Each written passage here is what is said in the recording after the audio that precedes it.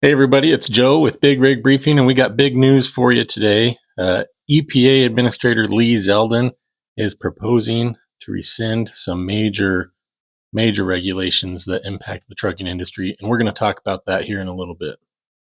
Now, for me personally, I'm really excited about this news. I think it's a step in the right direction as far as regulations go. I told you in my very first video, I believe the trucking industry is one of the most over-regulated industries there is, period. You see me wearing this hat a lot. This hat is more of a statement to reflect my opinion that the industry is overregulated. There's obviously nothing wrong with ELDs. In fact, in many ways, they help the driver, they help the companies. But the idea that they're mandatory is just evidence of the overregulation that I'm talking about. Now, the ELDs and all that have nothing to do with this video. I'm just sharing that. It supports my view of the overregulation. Some of the overregulation that we're talking about today and that the EPA is trying to get rid of comes from the 2007, 2009 era when the Clean Air Act stuff happened. And then in 2009 specifically, there was something called the endangerment finding that was published. I'm going to talk about that here in a little bit. But what those things did was it changed trucking. It changed the way trucks are manufactured. It changed the way trucks ran and operated, and it increased cost for manufacturing. It increased cost for companies buying trucks, and it increased cost in operating trucks. So all across the board, it increased cost on businesses. And when manufacturing costs go up, that gets trickled down to the consumer. And when those costs go up, it just has a ripple effect. Increased costs are really bad, especially on the trucking industry. The trucking industry profit margins for companies typically are between 2 to 5%, which all things considered is really, really low. So when all these regulations are just slammed onto the industry and onto the companies, hey, you got to put thousands of dollars worth of logbooks in your entire fleet to be compliant. Hey, you got to start outfitting your vehicles to be compliant with this emission rule and this emission law. It chisels away at those already slim profit margins, and it really hurts operations. So what is the 2009 endangerment finding? Well, let me read it to you straight from the EPA.gov website. The endangerment finding is the legal prerequisite used by the Obama and Biden administrations to regulate emissions from new motor vehicles and new motor vehicle engines. Absent this finding, EPA would lack statutory authority under Section 202A of the Clean Air Act to prescribe standards for greenhouse gas emissions. So basically, all of the emission stuff that happened since 2007, trucks needing to regen, death fluid, all of those things are a product of this endangerment finding from 2009 and the Clean Air Act from 2007. So death fluid is expensive, and regens can be inconvenient. Have you ever been driving down the highway? You're already short on time. You're already late to your delivery, and your truck needs a regen, and it won't regen until it's a parked regen, and it takes 30, 40 minutes. It's a pain in the butt.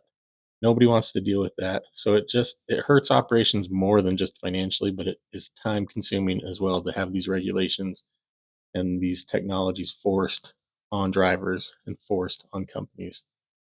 So what's the great news? Well, EPA Administrator Lee Zeldin is trying to rescind all of that. He's trying to get rid of all that. Again, I'm going to go to the EPA.gov website and read directly from there. It says Lee Zeldin released the agency's proposal to rescind the 2009 endangerment finding, which has been used to justify over $1 trillion in regulations, including the Biden-Harris administration's electric vehicle mandate. If finalized, the proposal would repeal all resulting greenhouse gas emission regulations for motor vehicles and engines, thereby reinstating consumer choice and giving Americans the ability to purchase a safe and affordable car for their family while decreasing the cost of living on all products that trucks deliver. It goes on to explain later in that publication that if finalized, this proposal would remove all greenhouse gas standards for light, medium, and heavy-duty vehicles and heavy-duty engines starting with EPA's first greenhouse gas set in 2010 for light-duty vehicles and those set in 2011 for medium-duty vehicles and heavy-duty vehicles and engines, which includes off-cycle credits like that much-hated start-stop feature on most new cars. Now, a lot of this technology, like I already said, is also in trucks. So we're going to hopefully see some of this repealed and taken away from the industry. Now, don't get too excited yet. There's a lot that has to take place before this is finalized.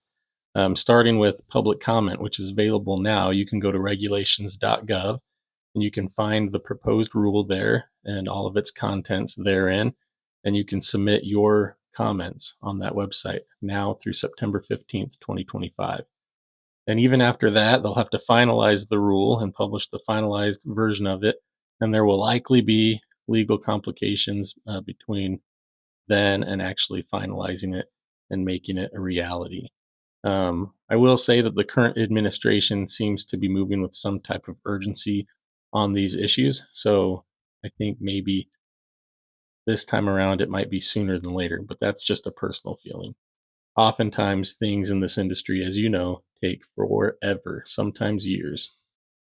Thank you for watching this video. I'm going to put in the description below all of the links that I've referenced during this video, regulations.gov, where you can go and add public comment.